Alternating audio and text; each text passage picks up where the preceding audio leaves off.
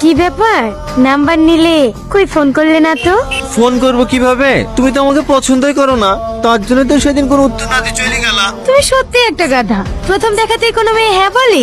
আগে দুজন দুজনকে চিনি জানি, তারপরেই তো ভালোবাসা হবে। আমারও তো কিছু জানার দরকার নাই, আমি শুধু তোমাকে ভালোবাসি। তোমার যদি আমার ব্যাপারে কিছু জানার থাকে জানতে পারো। তার মানে তুমি আমার ব্যাপারে কিছুই জানতে চাও না? না। আমি কিন্তু অনেক গরিব। তাতে কি হয়েছে? তোমার কোনো সমস্যা নেই? না। আমার কিন্তু একবার বিয়ে হয়েছিল, দুটো ছেলেও আছে।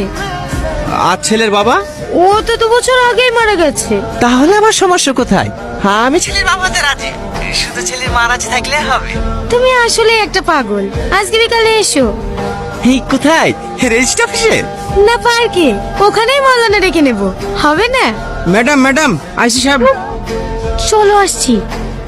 এই হ্যালো, মা ডাকছে। থালা বাসন সব পড়ে আছে, মাজতে হবে তো। তোমাকে পরে ফোন করছি, হবে? ঠিক আছে। কখন ফোন এসেছিল? এই তো 2 ঘন্টা আগে। মায়ের অপারেশন করার লেগে জমি বেচে টাকাগুলো অ্যাকাউন্টে থইছিল। আপনারা সব পারবেন, দয়া করে টাকাগুলো উদ্ধার করে দেন না, না হলে আমার মায়ের অপারেশন হবে না। ঠিক আছে ঠিক আছে, অত ভেঙে পড়বেন না। শাহিন, যে অ্যাকাউন্টটা ফ্রড হয়েছে তার ডিটেলস আর যে নাম্বার থেকে কল এসেছিল সেই নাম্বারটা নিয়ে নিও। ঠিক আছে ম্যাডাম, আসুন।